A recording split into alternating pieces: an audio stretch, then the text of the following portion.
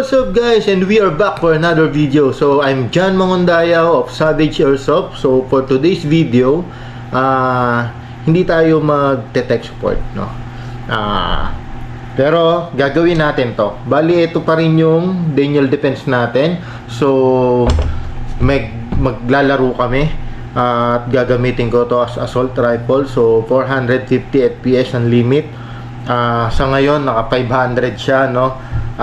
Pinuli upgrade kasi natin siya. So magbabawas tayo na FPS, papapasukin natin dun sa limit na 450 FPS, no? So habang tinatakil natin yan, habang ginagawa ko to, may tatakil tayong topic, no? So yun, ang dami nagtatanong, kuya dyan, boss dyan, brother, why airsoft? Bakit airsoft? Diba? Kasi ang dami kong pinanggalingan eh. Computer ako, yung modification ng mga computer, mga liquid cooling ng computer, gano'n. Naglaro ako ng BMX, naglaro ako ng skateboard, basketball, and everything, no? So yun, sa ngayon, airsoft nga yung pinagkakaabalahan natin at yung ginagawa natin, no? So yung naging hobby natin ngayon, no? So yun, sasagutin ko yan, yung tanong na yon, no? Actually maraming tanong. Shoutout sa mga subscribers natin, sa mga followers natin, shoutout sa inyo, maraming salamat at nagkakaroon kayo ng interest dun sa channel natin, no? Sa ginagawa natin, no?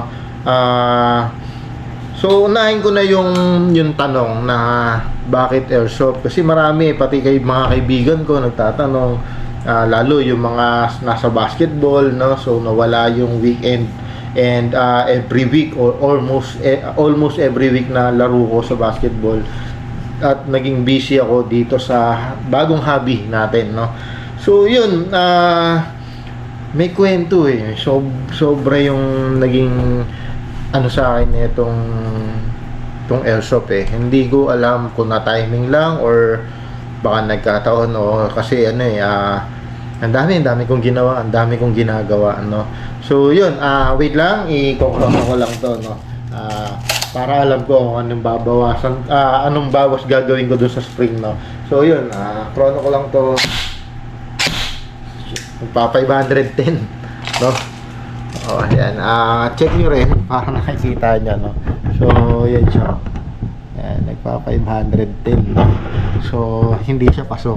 So gagawin natin, pasukin natin siya dun sa 450 na limit, no? So yun, habang ginagawa ko, nakita nyo na naman to, nakita nyo na naman yung kung paano kong binuo to. So dun muna tayo sa kwentuhan session, no? Okay, okay, balik tayo. Bakit airsoft? Hindi ko alam kung na timing. Yan, kagaya ng sinabi ko kanina, o yun nga, nagkaroon ako ng ano, well, okay, umpisa natin during may modding days, modding dun sa computer. Nagkaroon ako ng pwesto sa Eton Cyberpad. Yan, shoutout kay Kuya Sir Ayokis or Christian Uybingke, no? Hindi ko alam kung ano, kasi ang dami niyang ginagawa rin eh. Parang ako yan eh, nag-modding din yan eh. Pero nakilala ko siya sa Airsoft Extreme Magazine, parang ganon. Hindi ko alam, hindi ko ano, kasi tagal na, sobrang tagal na. Parang isang dekada na or mas matagal pa yung lumipas, no? So siya yung nagbigay na opportunity sa akin para magkaroon ng pwesto sa Eton Cyberpad noon. During that time, more on parang modding products pa lang sa computer yung ginagawa ko, no? Mga pan bracket, etc. So kami yung Westside Case Mods, ako yung Westside Case Mods, no? Ngayon, ano yan, during Tipid PC days. So siya, may mga nakasabit siya doon ng mga mask ng airsoft, yung mga resin na gawa sa Pampanga. Ayun nga, hindi ko actually nire-recall ko hindi ko alam kung tama yung recall ko, no, na yung mga resin mask na galing sa Ogawang Pampanga na may perforated mesh sa mata, ganun. Tapos may mga airbrush yung resin na mask, no. So, or fiber, okay. Nagkaroon ako ng interest nun, pero yun nga, ang dami, kahit yung mga kasama ko sa industriya ng computer, nakita ko naglalaro sila ng airsoft, may mga units sila, no. Pero during that time, hindi afford ko bumili. Pero hindi ako nagkaroon ng chance kasi sobrang busy, alam mo 'yun. Hindi na taon na yun na makakapaglaro ako, makakapag-operate ako, no. So, yun, hindi na timing doon, no. Hindi tumugma doon sa pagkakataon na yun, sa mga oras na yun. So, yun, hanggang sa naging busy talaga, syempre, nagkaanak, nagkapamilya, hindi ko na hindi ko talaga na gustong gusto ko, pero hindi ko nakuha or hindi ko mag-grab yung opportunity na pumasok sa ganito, no. Ngayon, 20, I don't know kung 20, hindi ko sure kung 2020, 2021 or 2022. Basta inatake ko ng anxiety, halos talagang, alam mo yun, nawala ako sa sarili ko.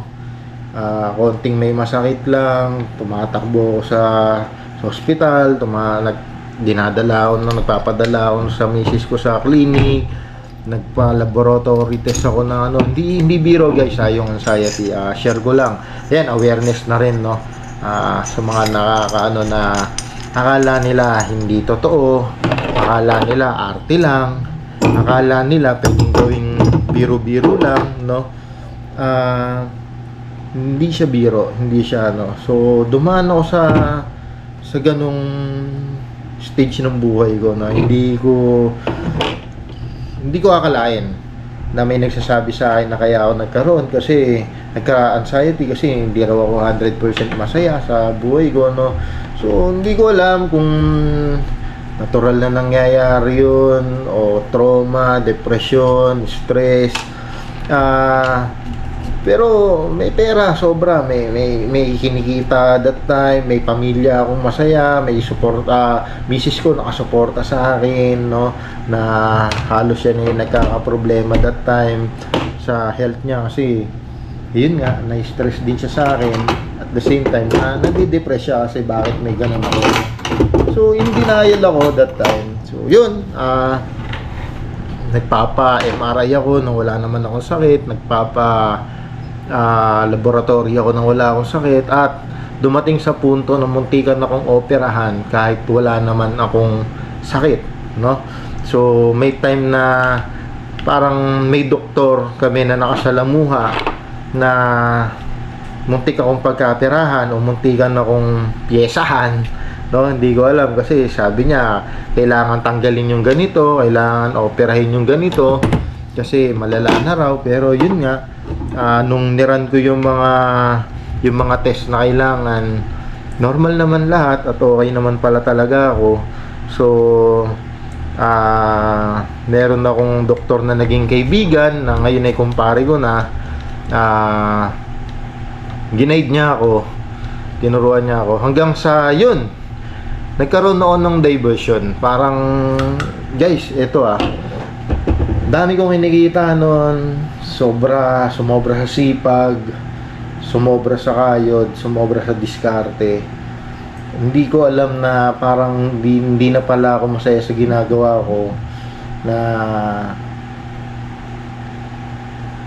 may gusto akong gawin na hindi ko magawa, na hindi, basta kasi tumutok ako sa negosyo, sobrang hands-on ako sa negosyo. Sobra yung dedication ko sa negosyo, sobra yung attention na binibigay ko sa negosyo, no. So, yun. Hindi ko alam kung totoo nga na kaya ka nagka-anxiety kasi baka 100, hindi ka na 100% masaya, no? So, hindi ko nakita na naman sa sarili ko yon, or hindi ko rin alam kasi kung ano na tama at mali nung time na yun eh. Hanggang sa dumating sa point na ino-overcome ko, ganon. Sinuportahan ako ng misis ko. Hanggang sa sabi ko, parang gusto kong mag-airsoft. Ayun. Parang gustong maglaro nito, ganon. Gusto ko na magkaroon ng unit, no?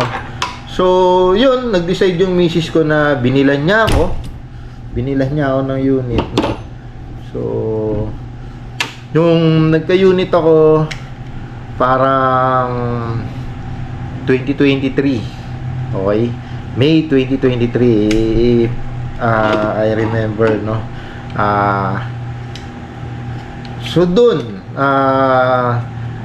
nung una, gusto ko trip lang, gusto ko lang ng unit, no? Gusto ko lang na meron ako. Hanggang sa naisipan ko maglaro, and nakapaglaro ako sa Camp CME. So, laro doon hanggang sa naano ko kasi stuck yung unit ko eh, no? Stuck yung unit ko eh. So, stuck yung unit ko, medyo nakakaasar, no? Kasi abot kanila, tas hindi mo abot yung kanila. Hindi mo abot yung kalaban, no? So, yun. Nag-enjoy ako, natuwa ako. Tas inulit-ulit ko, naglaro hanggang sa, syempre, ako best friend ko, misis ko eh. So, inano ko na, ang gusto ko sama ko siya. Maranasan niya rin yung alam mo yun, yung hindi basta sa kwento lang. Hindi yung, ang pangit kasi minsan na kinukwento mo pero kasi walang interest yung nakikinig dahil hindi naman niya na-experience, alam mo yon, at wala siyang idea doon sa ginawa mo na yon, no? So, yan, sa tulong ng kaibigan din sa computer, no? Dati ko suwi sa computer, sinamahan niya ako maglaro hanggang sa sumama siya sa bahay, sumama siya rito, chill kami, kwentuhan, nagkaroon ng interest yung misis ko. At the same time, may hindi ko inaasahan na may nagbenta ng unit sa amin na abot ko at reasonable price naman. Actually, jackpot siya, di ba? Parang gano'n. Ngayon, nag-umpisa rin maglaro yung misis ko noon. Naglaro na rin siya. Tapos, gustuhan niya. Hanggang sa, yun na, hindi na namin nahook na pala kami. Andito na pala kami. So, alam mo yan, hindi ko kung na-timing o kung no. Pero, nawala yung anxiety ko. Na-overcome ko ng todo yung anxiety ko hanggang sa nag-focus ako magbukas, mag-upgrade. Parang wala pa akong 1 linggo nag-airsoft nun. Parang after nung game na sabi ko, ba't ganun? Parang pangit na unit ko. Parang hindi yung sa kalaban, yung nakabarilang ko, ang ganda ng unit niya, accurate, bakit yun sa akin ganito. So yun, nag-decide ako na may alam naman kasi or may background naman kasi ako sa mga pagkakalikot, no? So kumbaga nandun ako, yung IQ ko nandun eh. Nagtry ako magbukas, tapos inaral ko parang 1 week yata na straight na halos di ako natutulog nun. So hindi ko alam na, hindi ko namamalayan na nung na-focus na ako dun sa ginagawa ko na yon, wala na akong nararamdaman, wala nang masakit, nag-enjoy na ako na hindi ko alam na nahook na talaga ako. So yun, basketball, nakakasundot-sundot pa ako noon ng laro hanggang sa inaabangan ko na yung Sunday, yung every Sunday, inaabangan ko na may mag-chat na magyayaya ng laro, may nagre-review na ako ng mga unit, no? Excited ako magkaroon ng mga unit na nakikita ko. So, malaki yung naging epekto sa akin. Hindi dun sa actually, hindi dun sa kumita no? Tulad niyan, libre kong sineshare sa inyo yung tech tips natin. Libre kong sineshare sa inyo yung videos kung paano mag-troubleshoot, paano magbuo. Kasi libre ko lang din naman ako natutunan yan, no? Inaral ko lang din naman yan. So, yung sa akin is malaki yung natulong niya in terms of my psychological health, no? Nabalik ako sa kondisyon, nabalik ako sa alam ko na ako, na-practice ulit, nagkaroon ako ng social connection sa iba, na ano yung tiwala, na develop ulit, nagkaroon ng kaibigan, nagkaroon ng kalaro, nagkaroon ng kaibigan, naging kumpare ko na sila ngayon. So lagi ko na silang kasama, lagi ko silang kausap. Meron naman yung mga tao sa field, like yung mga admins ng mga game site yan, shoutout sa mga admins ng mga game site, no? Malaki yung impact, marami kang nakakausap, iba-ibang tao, masaya, may nakakabuhisit, may angalan, may feeling mo gusto mo makipag-away, pero it's a part of the game. Ang pinaka is na-develop yung skills, tactical, nagkaroon ka ng idea sa mga pang-protection, no? Kung paano ka gagalaw, paano kang kikilos, nakapag-exercise ka, hindi pwedeng hindi ka kondisyon pag naglaro ka, kasi pwedeng mag-collapse ka, pwedeng bumigay ka, no? So, nagkaroon ng self-discipline, ang daming tinuro ang daming na kailangan prepare ka dito, nagkaroon ng meal sim. So sa meal sim, yung mga totoong sundalo na kalaro mo, tinuturuan ka. So maraming aral, marami yung turo na applicable sa araw-araw, no? So yun, hindi ko napansin na ganun na pala kalalim, no? Parang kailan lang naman nun, 23, so 25 ngayon, di ba? Parang almost 2 years, 2 years na pala, sorry. Kasi if I'm not mistaken, 2023 ng May yun. So sakto 2 years ngayon, no?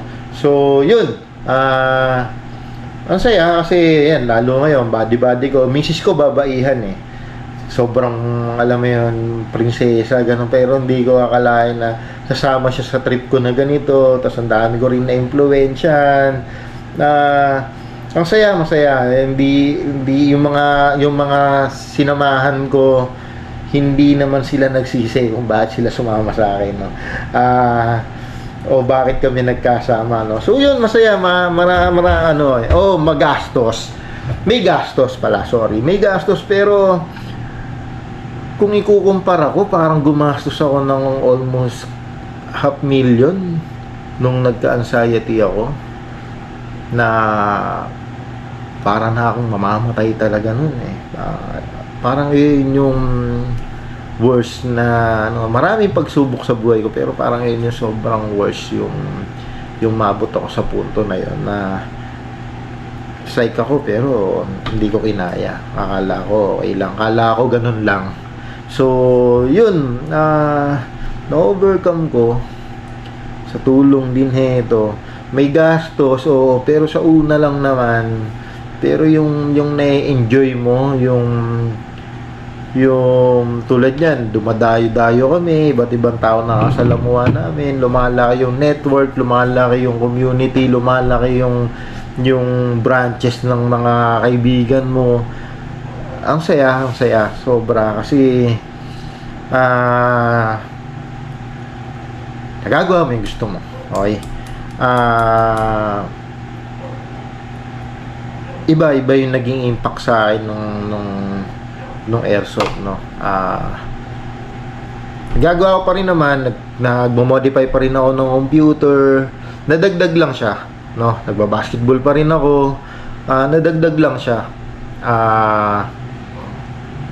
Pero siguro ko siya yung hindi ko rin naalisin kasi sobrang laki rin ang naitulong. Ano yun eh. Doon ko ulit nakuha yung momentum eh, kasi grabe talaga yung anxiety na yan, sobra. Na minsan kumakatok ngayon, nagnanaknak, pero Lord, sana good weather sa Sunday, walang hassle, para alam mo yan, Sunday is my day, Sunday is our day.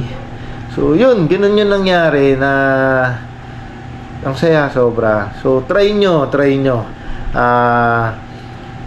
yung alalay, yung turo, yung gabay sa unit, yung kung masisira talagang given yan, gamit yan. Pero dito ako pwede kayong mag message sa akin, comment nyo lang yung problema, or puntahan nyo lang ako sa Facebook ko o sa Facebook ng Savage Airsoft PH. Comment nyo lang sa channel natin, kahit yung Facebook mo, yung link mo, ako magme-message sa'yo. Raise nyo lang yung concern hanggat kaya natin sagutin. Tutulungan ko kayo. Pag hindi talaga kaya, punta kayo sa akin, walang problema yon, puntahan nyo ako, no? So try nyo kasi ang sarap, ang saya. Tapos yun, siguro sa akin pumabor lang din dahil sinuportahan din ako ng misis ko, no? So mas naging addict pa nga sa akin yun. So mas magaganda yung loadout niya, no? So yun, ang maganda doon, maganda yung ginagawa mo, no? So nakikita nung anak mo na prepare ka sa ganito, no? So walang masama, pwede mo siyang turuan, pwedeng maging sports niya, 'di ba? Kasi sports na rin ngayon to. So pwedeng ikaw yung mag-develop ng skills niya, no? So wala, hindi siya bisyo, hindi siya luho o ano. May gastos pero temporary lang yon. Sa inyo naman yun kung gagastos kayo, pero pag na-experience nyo, sobrang saya, sobrang sarap na ito. Nakakabata, walang tumatanda, may mga kalaro kami talagang grabe, halos hirap na maglakad, pero pagdating sa laro, nakakatakbo, alam mo yan, sobrang saya na ito. Kung naghahanap kayo na ibang hobby o extreme or may thrill na gawain, siguro ko I suggest try nyo to. Don't worry, yung mga wala namang unit, pwede kayong mag message, pwede tayo, may mga rentals naman, may mga narerentahan na unit. So kung matripan nyo, pwede kayo mag-invest, pero hindi nyo matitripan, at least hindi kayo bumili, no? Hindi kayo nag-invest agad, no? So pwede nyo i-try, sarap, hindi lang siya pang forma, no? Pang sports talaga siya, pang bonding, pang family bonding, pang team building, no? So masaya siya, sobra. Yun lang, talagang kailangan mo rin talaga ng budget, no? Pero hindi naman ganun kalaki, at saka one time investment lang naman. Bibis na lang o bala na lang naman bibilin mo, no? Pero yung enjoyment, yung saya, yung sobra, masaya to. Nakakapagod pero nakakatuwa. At the same time, yun nga, stress reliever, sobrang ang sarap pukulan ng stress ka, iputok mo yung unit mo, sarap, no? So yun, sorry hindi ko na nagawa, no? Hindi na ako nakafocus, no? Ang hirap kasi pag ganito pala, magkakat kasi ako ng spring. So yun yung way ko, again, sa pagbabawas ko ng FPS. All in all naman dito sa unit na to is okay na. So spring na lang naman yung magdadala ng FPS nito. accuracy, okay na. Chamber natin, okay na lahat. So yun, sorry kasi hindi ko na, no, although napakita ko na naman sa inyo to kung paano ko binuo to, no. Thank you kasi nakasupport tayo. Pasensya kung medyo late tayo nakapag-upload ulit ng bagong videos, no. So yun, maraming salamat sa mga nakasuporta sa atin, patuloy na nanonood sa atin. Kung may concern kayo, kung may inquiries kayo, o kung meron kayong mga tanong regarding sa mga unit nyo, pwede nyo akong i-message sa Facebook account ko, John Mangundayaw, and sa page namin, Savage Airsoft PH, Facebook page namin, Savage Airsoft PH, and syempre, subscribe kayo sa channel natin, Savage Airsoft. Hit nyo yung notification bell para updated kayo sa mga latest videos natin, no? Yun, maraming salamat mga chong. Thank you.